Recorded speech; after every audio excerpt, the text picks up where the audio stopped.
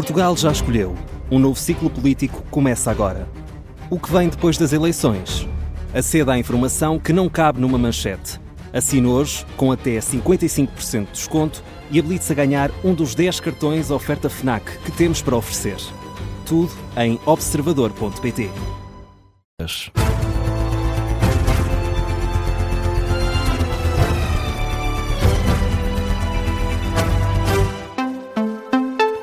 Edição das 8 com o Miguel Gato. 20 freguesias do país vão este domingo a votos, em causa ainda a segunda volta das presidenciais. Mais de 36 mil eleitores são hoje chamados às urnas, depois do ato eleitoral ter sido adiado em algumas das zonas mais afetadas pelo mau tempo. Falamos dos concelhos de Alcácer do Sal, Arruda dos Vinhos e da Gulgã, sendo que a votação foi também adiada em duas secções de voto de Santarém, numa freguesia e numa secção de voto de Rio Maior, e em freguesias dos concelhos do Cartacho, de Salvaterra de Magos e também de Leiria. Tudo isto acontece apesar de já se saber o vencedor das presidenciais. António José Seguro foi eleito Presidente da República no passado domingo, com quase 3 milhões e meio de votos contra 1,7 milhões de votos de André Ventura.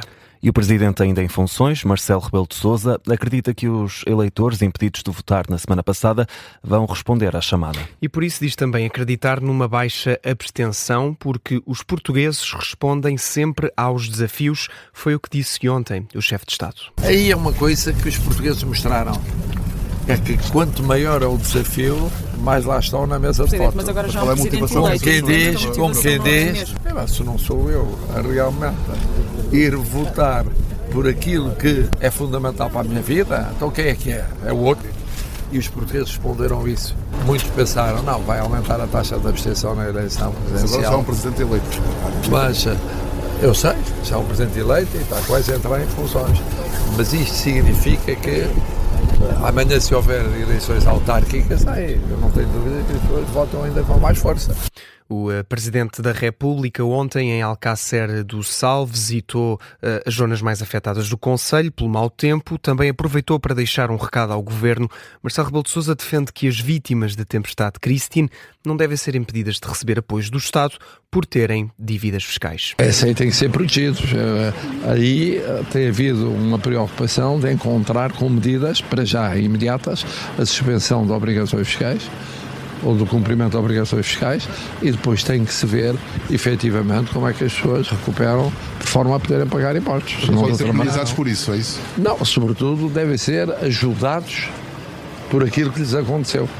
Exatamente, não é só não ser penalizados, mas terem um regime mais favorável por causa disso. O Governo definiu que quem tem dívidas ao fisco não merece apoios do Estado por causa do mau tempo, medida com a qual o Presidente ainda em funções não concorda. O chefe de Estado disse ainda ontem que apenas 12 mil das cerca de 100 mil participações relacionadas com os efeitos do mau tempo, feitas às seguradoras, já foram despachadas. Entretanto, termina hoje a situação de calamidade decretada pelo Governo desde o dia 28 de janeiro. A situação foi prolongada por duas vezes, a primeira por causa da depressão Christine e depois também devido às duas depressões que se seguiram, Leonardo e Marta. A situação de calamidade está neste momento decretada em 68 concelhos de Portugal continental e termina hoje às 11h59 da noite.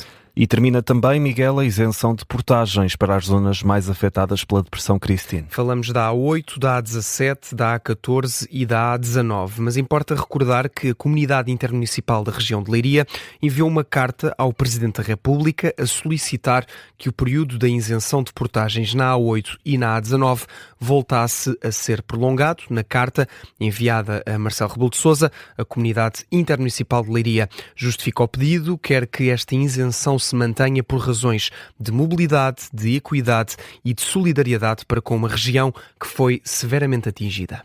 E no rescaldo das sucessivas tempestades e numa altura em que se fazem ainda contas aos prejuízos do mau tempo, a Presidente da Câmara Municipal de Almada pede que se pense na regionalização. Inês de Medeiros, entrevistada ontem na CNN Portugal, pede poderes reforçados às autarquias para que os executivos camarários melhor possam responder a este tipo de situações de calamidade. Temos que repensar rapidamente o processo de regionalização Há muito tempo que eu tenho dito que os municípios, melhor do que ninguém, conhecem as fragilidades dos seus concelhos. Os municípios têm que ter poderes reforçados para poder gerir o seu concelho.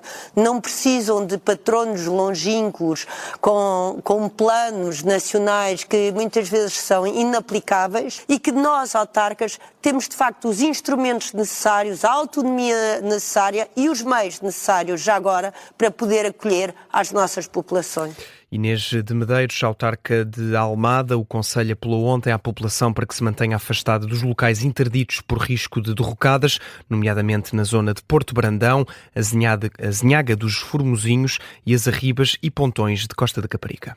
Já a Presidente da Câmara de Alcácer do Sal pede mais apoios do Governo. Um apelo feito ontem em declarações aos jornalistas no final da visita do Presidente da República. Ontem, Clarice Campos diz que a autarquia sozinha não consegue suportar os custos dos estragos. No caso das autarquias, eu acho que é fundamental arranjar um pacote financeiro para nós podermos, aqui no nosso caso temos uma série de estabelecimentos, mesmo da autarquia, para além de toda uma rede de estradas que é necessário reabilitar e nós não temos capacidade financeira para fazer isso.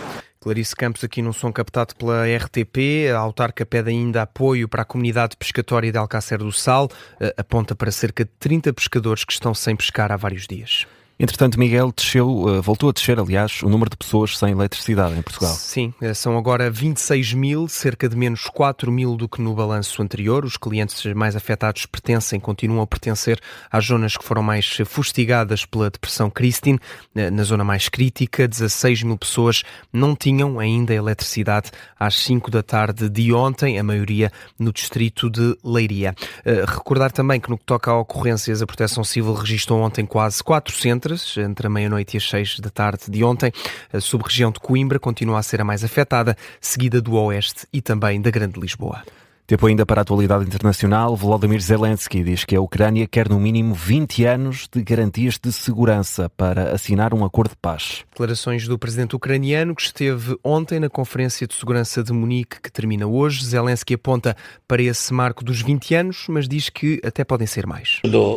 Estamos a trabalhar com parceiros nas garantias de segurança. Como já disse, estamos muito perto de finalizar este projeto. Queremos aumentar a duração das garantias de segurança para que elas sejam mais efetivas. Tivemos uma reunião com investidores e líderes de negócios e eles pediram um aumento da duração. Neste momento temos uma proposta americana para 15 anos, mas estamos a fazer pressão para 20 anos ou mais, 30 ou até mesmo 50. Além das garantias de segurança, Volodymyr Zelensky pediu também que seja definida uma data clara para a entrada da Ucrânia na União Europeia. A Conferência de Segurança de Munique termina hoje. Vamos ao desporto. O Futebol Clube do Porto e Sporting entram hoje em campo e, Miguel, numa altura em que a atualidade desportiva continua a estar marcada pelas polémicas do jogo entre estes dois clubes. Sim, do clássico no Dragão da passada jornada. O Futebol Clube do Porto enfrenta o Nacional da Madeira na Choupana, hoje às 3h30 da tarde. E ontem, na antevisão à partida, o técnico dos Dragões foi questionado sobre os incidentes da última jornada no Estádio do Dragão. Ora, Francisco Farioli diz que a atenção devia estar no que acontece dentro das 4 linhas.